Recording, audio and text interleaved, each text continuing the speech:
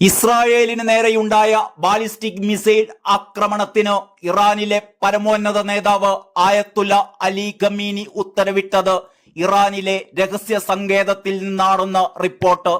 Hezbollah നേതാവ് Hasan നസ്രുള്ളയെ Israel വധിച്ചതിനെ തുടർന്ന് സുരക്ഷിത സ്ഥാനത്തേക്ക് ആയത്തുല്ല അലി ഖമീനിയെ മാറ്റിയിരുന്നു.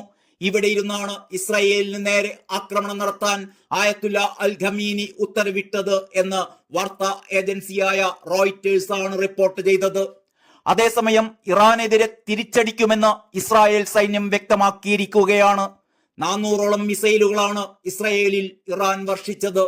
ആളപായങ്ങൾ റിപ്പോർട്ട് ചെയ്തിട്ടില്ല എങ്കിലും വ്യാപകമായ നാശനഷ്ടങ്ങളാണ് ഉണ്ടായത് എന്നാണ് റിപ്പോർട്ട്. മിസൈൽ ആക്രമണത്തിൽ മൊസാദിന്റെ ആസ്ഥാനം ആക്രമിച്ചുവെന്നും ഇറാൻ അവകാശപ്പെടുന്നുണ്ട്. ഇസ്രായേലിന്റെ നെവാട്ടീം വ്യോമത്താവളം ആക്രമിച്ചുവെന്നും ഇറാൻ അവകാശപ്പെടുന്നു. ഇസ്രായേലിന്റെ F-35 യുദ്ധവിമാനങ്ങൾ സൂക്ഷിക്കുന്ന വ്യോമത്താവളമാണ് നെവാട്ടീം. മൊസാദിന്റെ ആസ്ഥാനം ആക്രമിച്ചതായി ഇറാന്റെ വാർത്താ ഏജൻസികളാണ് റിപ്പോർട്ട് ചെയ്യുന്നത്. ഇസ്രായേലിനെ ആക്രമിച്ചതിന് പിന്നാലെ ബെയ്റൂട്ടിലും ഗസയിലും വൻ ആഘോഷങ്ങളാണ് നടന്നുകൊണ്ടിരിക്കുന്നത്. ഇസ്രായേലിനെ ഭീതിയിലാഴ്ത്തി ഇറാൻ നടത്തിയ ബാലിസ്റ്റിക് മിസൈൽ ആക്രമണത്തിനിടെ ഏകദേശം 1 കോടിയോളം ഇസ്രായേൽ പൗരന്മാർ ബങ്കറുകളിൽ അഭയം തേടിയതായി ഇസ്രായേൽ ഡിഫൻസ് ഫോഴ്സ് അറിയിച്ചിരുന്നു. ഇസ്രായേലിന് നേരെ 181 ബാലിസ്റ്റിക് മിസൈലുകളാണ് ചൊവ്വാഴ്ച രാത്രി ഇറാൻ തൊടുത്തുവിട്ടതെന്നും സൈന്യം അറിയിക്കുകയുണ്ടായി.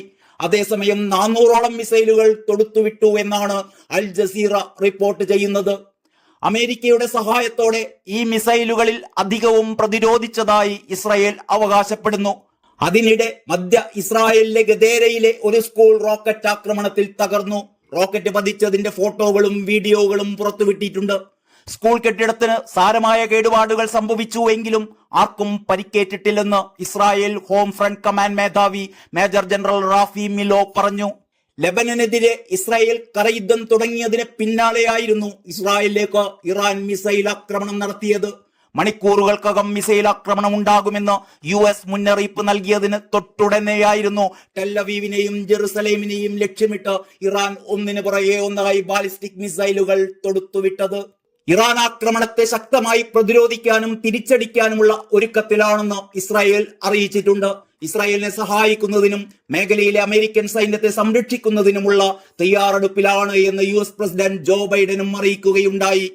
ഇറാൻ കാണിച്ചത് വലിയ അബദ്ധമായി പോയി എന്നും ഇതിനെതിരെ അതിശക്തമായി തിരിച്ചടിക്കുമെന്നുമാണ് ഇസ്രായേൽ പ്രധാനമന്ത്രി ബെഞ്ചമിൻ നെതന്യാഹു പ്രതികരിച്ചത്.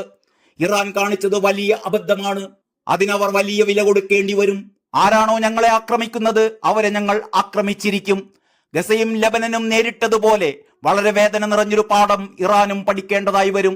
പ്രതിരോധിക്കാനുള്ള ഞങ്ങളുടെ ദൃഢനിശ്ചയത്തെക്കുറിച്ച് ഇറാന് മനസ്സിലാകില്ല. അതുപോലെ തന്നെ ശത്രുക്കളെ വകവരുത്തുന്നതിൽ ഞങ്ങൾ കാണിക്കുന്ന ദൃഢനിശ്ചയവും അവർക്കൊരു പക്ഷേ അറിയില്ല, നെതന്യാഹു വ്യക്തമാക്കുകയുണ്ടായി. ഇറാൻ മിസൈൽ ആക്രമണം പരാജയമായിരുന്നു എന്നും നെതന്യാഹു അവകാശപ്പെട്ടു.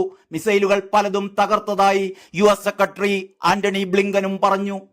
ഇസ്രായേലിന് നേരെയുള്ള മിസൈൽ ആക്രമണത്തിന് പരമോന്നത നേതാവ് ആയത്തുല്ല അൽ ഖമീനി ഉത്തരവിട്ടത് ഇറാനിലെ രഹസ്യ സങ്കേതത്തിൽ നിന്നെന്ന റിപ്പോർട്ടിന് പിന്നാലെ ഏത് നിമിഷവും ആ ഒളി സങ്കേതത്തിൽ ഖമീനിക്കെതിരെ ആക്രമണം ഉണ്ടായേക്കുമെന്ന അഭ്യൂഹം ഉയരുകയാണ്. ഏറെക്കാലമായി രഹസ്യ കേന്ദ്രത്തിൽ ഇരുന്ന് ഹിസ്ബുല്ലയെ നിയന്ത്രിച്ചിരുന്ന ഹസൻ നസ്രുള്ളയെ ഇസ്രായേൽ കൊലപ്പെടുത്തിയ സാഹചര്യത്തിൽ ഇതിനുള്ള സാധ്യത തള്ളിക്കളയാനാവില്ല. ഹസൻ നസ്രുള്ളയുടെ ഒളിത്താവളം എവിടെയാണ് എന്നത് സംബന്ധിച്ച് മാസങ്ങൾക്ക് മുമ്പ് തന്നെ ഇസ്രായേൽ ഇന്റലിജൻസിന് വിവരം ലഭിച്ചിരുന്നതായി 3 ഇസ്രായേലി ഉദ്യോഗസ്ഥരെ ഉദ്ധരിച്ചുകൊണ്ട് ദ ന്യൂയോർക്ക് ടൈംസ് റിപ്പോർട്ട് ചെയ്തിരുന്നു. ഇസ്രായേലിന് എത്താൻ കഴിയാത്ത ഒരു സ്ഥലവുമില്ലെന്ന് പ്രധാനമന്ത്രി ബെഞ്ചമിൻ നെതന്യാഹു ഇറാന് നേരത്തെ തന്നെ മുന്നറിയിപ്പ് നൽകിയിട്ടുണ്ട്.